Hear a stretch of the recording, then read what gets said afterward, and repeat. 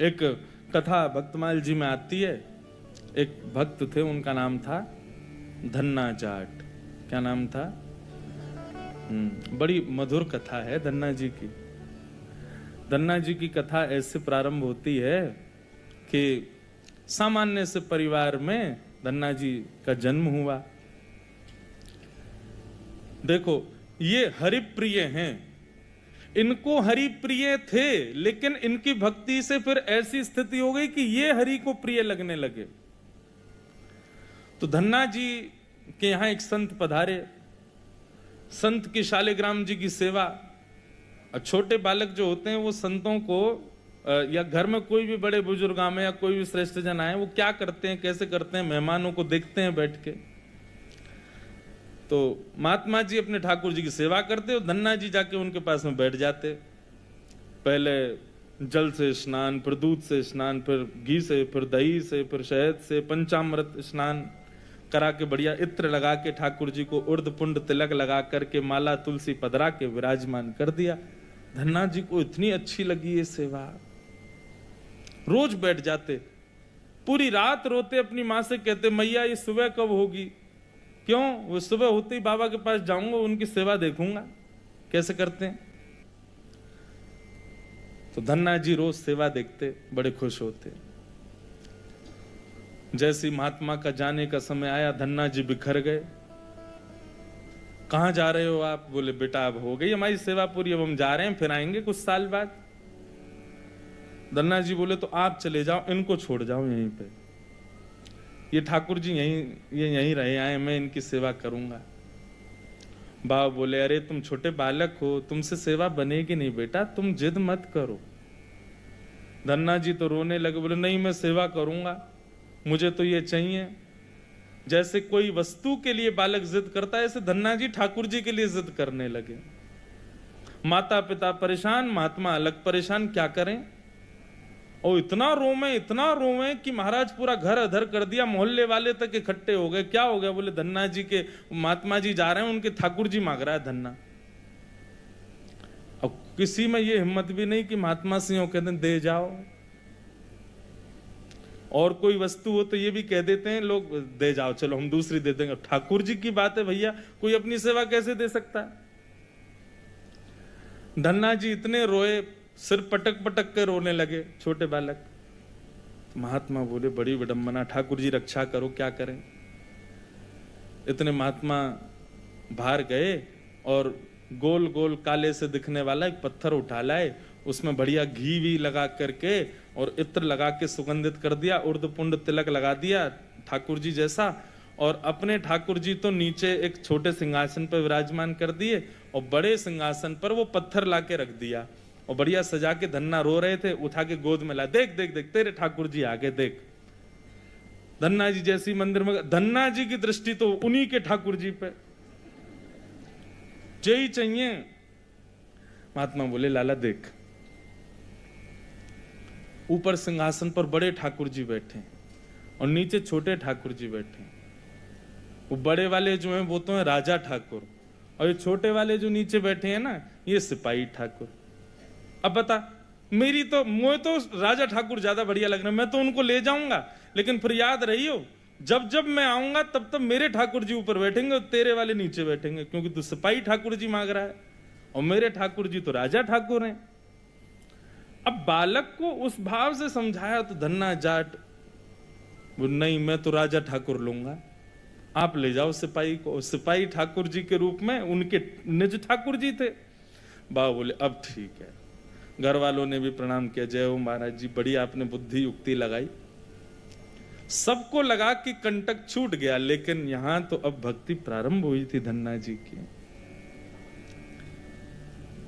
देखो, ठाकुर जी की सेवा के लिए जो व्यवस्था की प्रतीक्षा करते हैं, ठाकुर जी की सेवा के लिए अनुकूल समय की प्रतीक्षा करते हैं, उन लोगों के लिए प्रमाण है ये कथा। बाकी सेवा तो बाद की बात है। ठाकुर जी भी असली नहीं थे धन्ना जी के, सामान्य पत्थर था और धन्ना जी उनकी सेवा करते। रात भर मैया से कहते मैया पूजा की सामग्री मंगाओ ना, मुझे ठाकुर जी की सेवा करनी है। मैया कहती सुबह मंगा दूंगी, सुबह पीछे पड़ जाते, शाम को मंगा दूंगी, शाम को पीछे पड़ जाते, सुबह मंगा दूंगी, रोज टाल देती। एक दिन धन्ना जी अनशन पे बैठ गए, नन्हे से, भोजन नहीं करें, दूध नहीं पीवे, पानी नहीं पीवे। अब तो ये कि रात में सोए भी नहीं, मैया से बस ये कहें पूजा की सामग्री मंगाओ, पूजा की सामग्री मंगाओ। मां ने सहज भाव से कह दिया तेरे ठाकुर जी और तू इनका सेवक, सामग्री मैं क्यों लाऊं, अपने आप कर व्यवस्था। धन्ना जी निकल पड़े। महाराज पुष्प लियाए तोड़ करके, तुलसी लियाए, बढ़िया सुंदर माला बना ली। नन्हे से बालक ने जैसी उनको जैसे खेल खेल में सेवा करते वैसी सेवा करते थे। ठाकुर जी को तिलक लगाना है, कहां से तिलक लावे, तो बाहर गए, एक ईंट फूटी पड़ी थी लाल लाल, उसी ईंट को लाए, पानी में घोल घोल के घिस घिस के उसी से तिलक बना दिया। ईंट को घिस करके उसका तिलक श्री ठाकुर जी को लगाया। ऐसी सेवा करने लगे, अपने संगी रखें, अपने संगी सुलामें, संगी मतलब खेल खेल की सेवा थी केवल।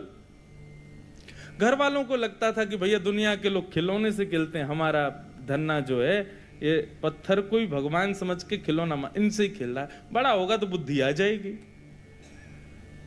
परंतु किसी को क्या पता था कि भैया ऐसा भक्ति का बीज पिरो दिया है धन्ना जी के हृदय में। धन्ना जी भोग लगाते और भोग लगाने के बाद में पर्दा लगा करके वहीं बैठ जाते और बैठ करके प्रतीक्षा करते कि ठाकुर जी पा रहे होंगे। फिर धीरे से पर्दा हटा के देखते, अच्छा अभी पाई नहीं, ठीक है, फिर बैठ जाते, फिर प्रतीक्षा करते कब पाएंगे। खूब देर हो गई, नहीं पाई तो ठाकुर जी से बोले आप रोज भोजन अधूरा छोड़ देते हो। मैं भोजन अधूरा छोड़ देता हूं, मेरी मैया मुझे बहुत मारती है, लेकिन महात्मा जी मुझे ये बता के नहीं गए कि वो मैं आपके संग कर सकता हूं कि नहीं। मेरी मैया तो मुझे बहुत मारती है, लेकिन पता नहीं मैं कर सकता हूं कि नहीं।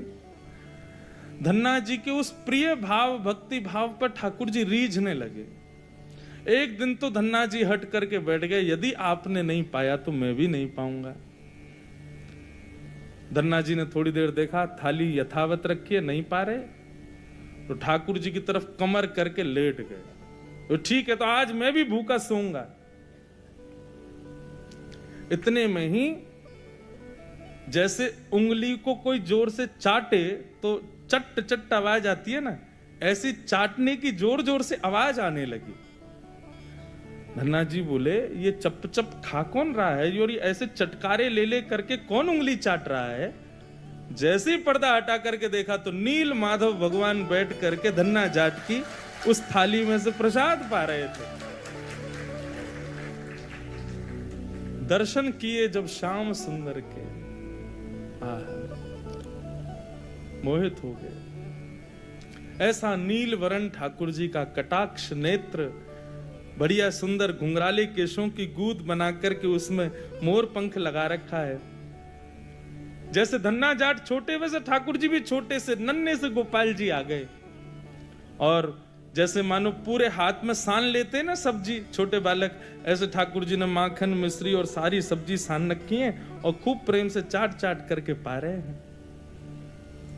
धन्ना जाट बड़ा प्रसन्न हो गया, बोले आप तो बड़े प्यारे हो, आज आप प्रत्यक्ष मेरे सामने आ गए। ठाकुर जी धीरे धीरे अब धन्ना जाट के सखा बनने लगे। धन्ना थोड़ा बड़ा हुआ, गऊ चराने, बछड़ा बछिया चराने जाता तो अपने शालिग्राम, जो शालिग्राम थे ही नहीं, सामान्य पत्थर थे, उनको सजा धजा के बढ़िया अपनी जेब में धर के ले जाता। रास्ता भर उनसे बात करता, नीचे वृक्ष के नीचे बैठ करके ठाकुर जी, अब कोई नहीं है ठाकुर जी प्रकट हो जाओ, तो ठाकुर जी प्रकट हो जाते, धन्ना के साथ प्रेम से पाते। बंधुओं देखो इस कथा से क्या समझ में आ रहा है, धन्ना जी के भीतर ऐसा कौन सा गुण है जिस पर ठाकुर जी रीझ रहे हैं। दीनता। कल हमने एक सूत्र लिया था भक्ति में, अविचार। भगवत भक्ति में विचार नहीं करना है, जो करना है सो करना है। मन में बात आ गई तो बस ठाकुर जी को प्रस्तुत होनी चाहिए। पहला सूत्र। भक्ति का दूसरा सूत्र है दीनता। जितने सीधे, जितने दैन्य, जितनी दीनता में ठाकुर जी की भक्ति में रहोगे, ठाकुर जी उतने प्रसन्न रहेंगे। जितने चतुर बनने का प्रयास करोगे ठाकुर जी के सम्मुख, उतने ही ठाकुर जी दूर भागेंगे। जितना हो सके दीन रहो। ठाकुर जी की भक्ति में किसी भी प्रकार की चतुराई नहीं होनी चाहिए। दीन।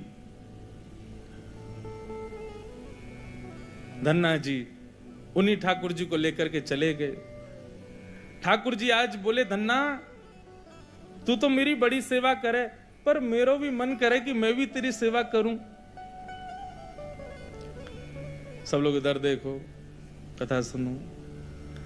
धन्ना जी बोले, ठाकुर जी ये उचित नहीं है।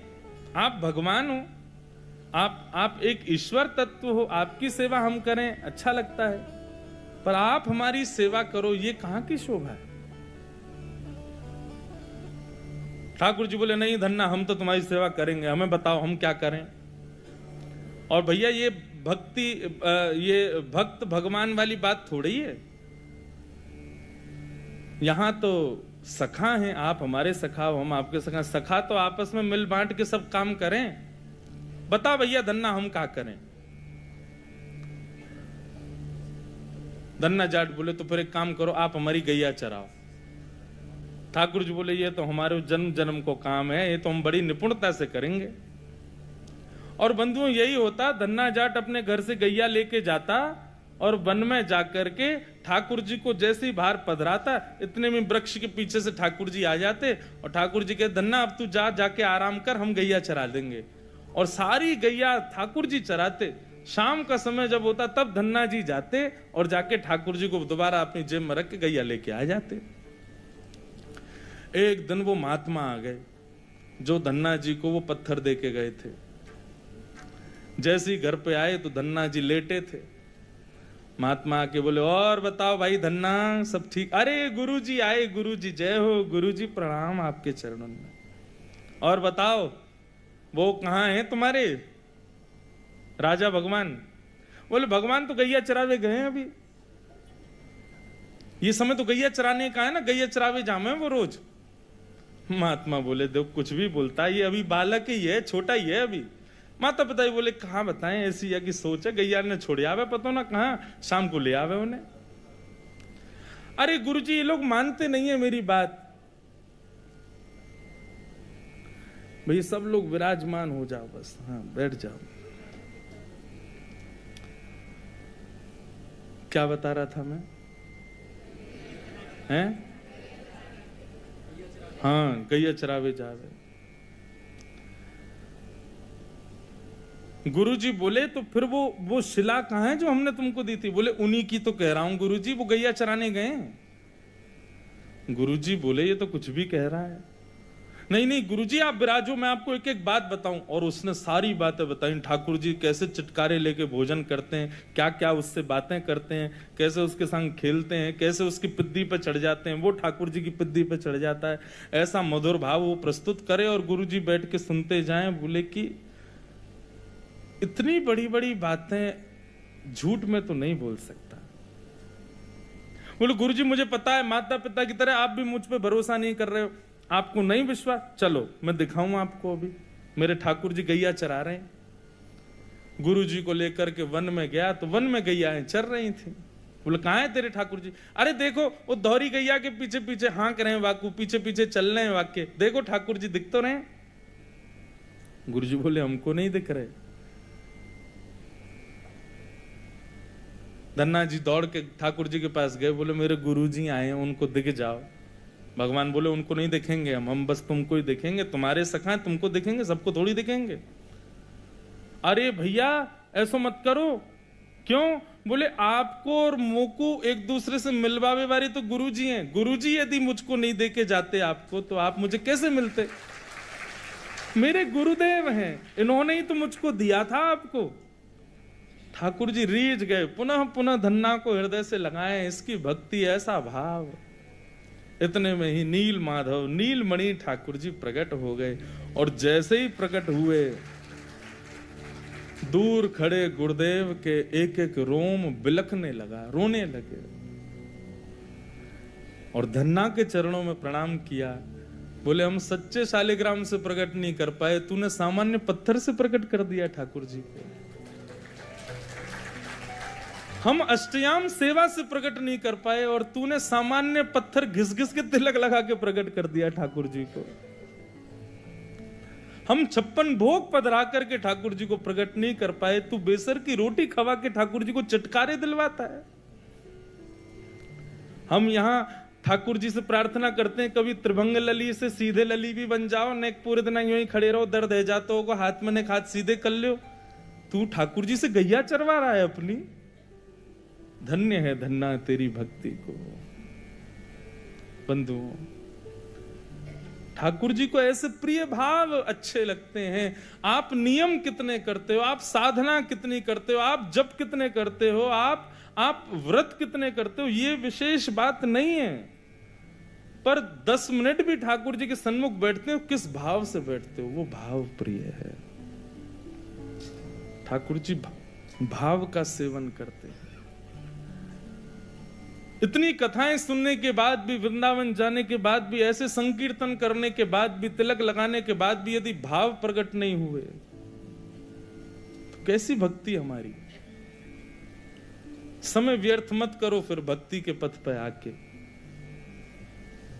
अनुभूति हो, ठाकुर जी के ऐसे भाव प्रकट हो, तब हमारी भक्ति श्रेष्ठ है, तब हमारा तिलक लगाना श्रेष्ठ, हमारा एकादशी व्रत रखना श्रेष्ठ, हमारा गुरु मंत्र का जाप करना श्रेष्ठ। केवल नियम तक सीमित मत रहिए कि बस हमको नियम पूर्ण करना है, अपना हो गया काम, बस माला जपी छोड़े चल दिए काम को। नहीं, एक बात कहें, भक्ति में थोड़े हटीले बनो, ठाकुर जी से थोड़े थोड़े हट करो। नाथ, इतनी आयु होती जा रही है, हम बड़े होते जा रहे हैं, कब मिलोगे आप? बस 24 घंटे यूं ही बैठे रहोगे? हमको इससे सुख नहीं है। हमारे लिए तो आपको कुछ लीला तो करनी पड़ेगी, कभी कभी करो हट।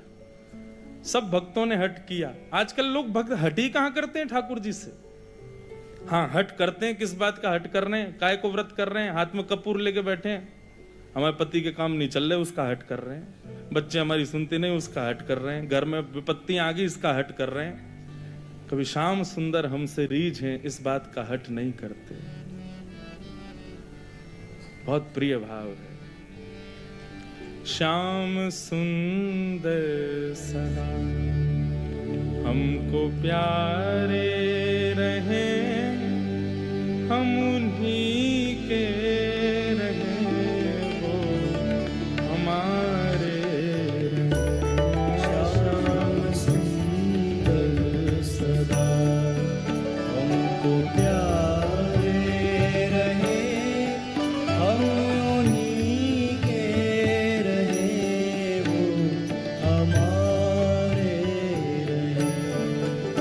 श्याम सुंदर सदा हमको प्यारे रहे, हम उन्हीं के रहे, वो हमारे रहे।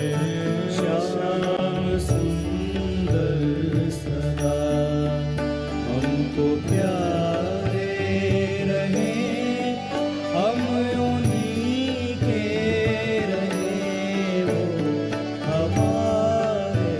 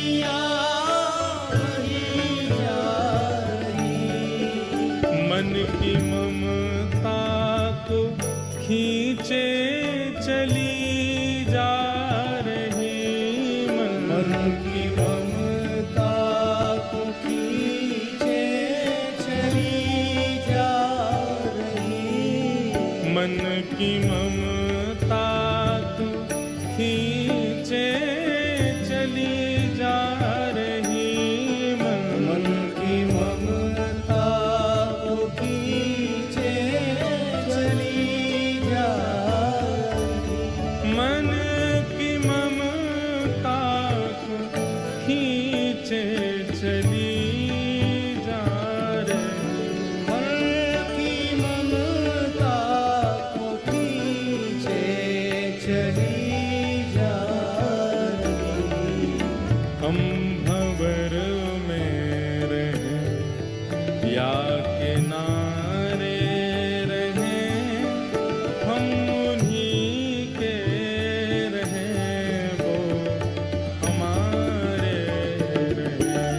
श्याम सुंदर सदा हमको प्यारे रहे, हम उन्हीं के रहे, वो हमारे रहे। हम उन्हीं के रहें, वो हमारे हम उन्हीं के रहे, वो श्री राधा रमण लाल की।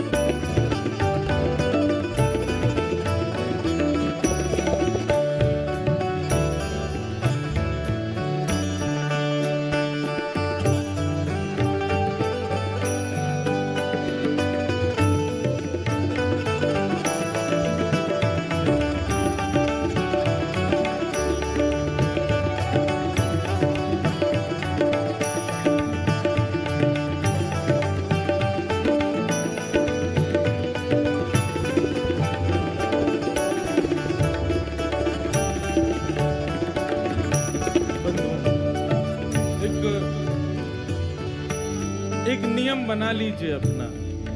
कोई और नियम आप करो ना करो आपके ऊपर है, पर हमारे हिसार आने की एक दक्षिणा हमको दे दीजिए। हमारी एक बात मान लीजिए, आज के बाद श्री राधा रमण जी से गैर संबंधी कोई भी वस्तु हो उसको स्वीकार मत करो। चाहे वो संबंध हो, चाहे वो भोजन हो, चाहे वो देखने की वस्तु हो, चाहे वो पान की वस्तु हो, चाहे वो ग्रहण पहनने की वस्तु हो, सब उस में बस ये भाव रख लीजिए, बस ठाकुर जी से संबंधी है तो हमारी है, नहीं तो हमारी नहीं। तजोरे मन हरि विमुखन को संग, जाके संग कुमति उपजत है, पड़त भजन में भंग। तजोरे मन हरि विमुखन को संग। वस्त्र ऐसे पहनो कि सब कहें कि हाँ भक्त है ठाकुर जी का। प्रसाद वही पाओ जो ठाकुर जी को निवेदित हो। देखो वही जो ठाकुर जी से संबंधी हो। सुनो वही जो ठाकुर जी के संबंध को प्रकट करता हो। हर वस्तु भगवत संबंधी स्वीकार करेंगे, ये नियम बना लीजिए। फिर भले ही आप व्रत ना भी कर पाओ चलेगा, फिर भले ही आप बाकी नियम ना भी कर पाओ चलेगा, परंतु इस नियम को स्वीकार करो।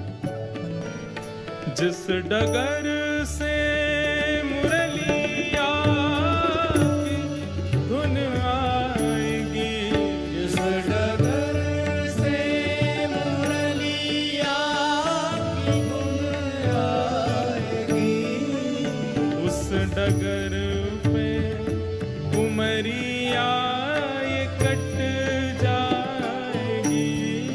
उस डगर पे उमरिया कट जाएगी। इस भाव का मतलब यही है, जिस पथ पर, जिस रास्ते में, जिस डगर में, जिस जीवन में कृष्ण संबंधी सब कुछ है, वहीं हम अपना जीवन व्यतीत करेंगे। बस जहां कृष्ण संबंधी चर्चा नहीं, कृष्ण संबंधी वस्तु नहीं, वहां नहीं रहना हमें। दर्शन को नैना तपे,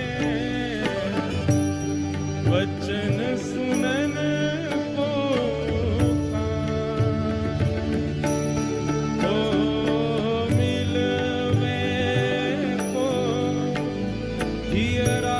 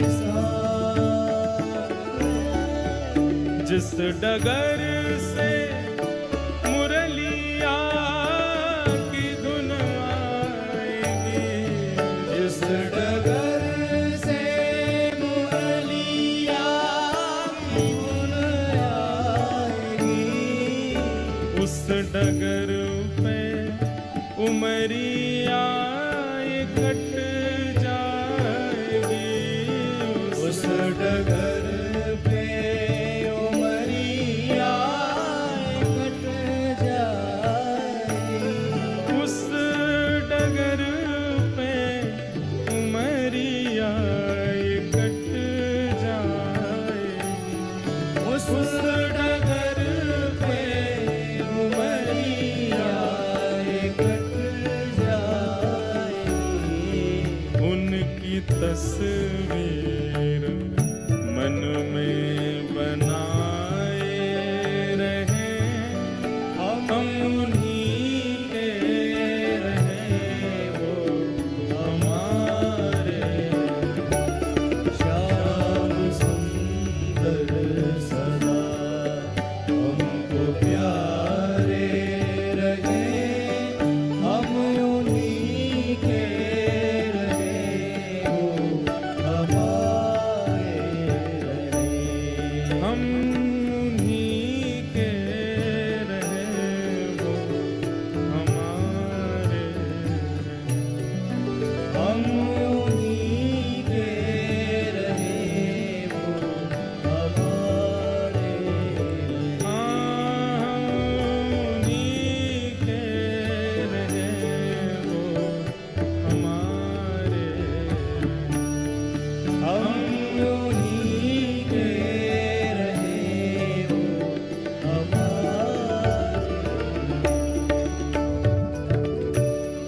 बस हमें उनका प्रिय बनना है। वो तो सबके प्रिय हैं ही। वो तो राक्षस भी जब उनको देखते हैं तो उनको भी प्रिय लगने लगते हैं, पर हम उनके प्रिय बने। सूरदास को प्रिय ठाकुर जी लगते थे ऐसा नहीं कहते, संत जन कहते हैं सूरदास ठाकुर जी को प्रिय लगते थे। मीराबाई ठाकुर जी को प्रिय लगती थी, गोपियां ठाकुर जी को प्रिय लगती थी, गोपाल भट्ट गोस्वामी ठाकुर जी को प्रिय लगते थे, हितरवंश महाप्रभु ठाकुर जी के प्रिय थे। पर हमारे लिए क्या कहेंगे लोग? इनको ठाकुर जी अच्छे लगते हैं। हमारे लिए कोई क्यों नहीं कहता कि ये ठाकुर जी को प्रिय है? हमारे भजन की उपलब्धि इसी में कि हम ठाकुर जी के प्रिय बने। धन्ना के भक्ति भाव को संत ने प्रणाम किया, बोले कि हम तो भैया सच्चे शालिग्राम में से ना प्रकट कर पाए, तेने पत्थर में से प्रकट कर दिए।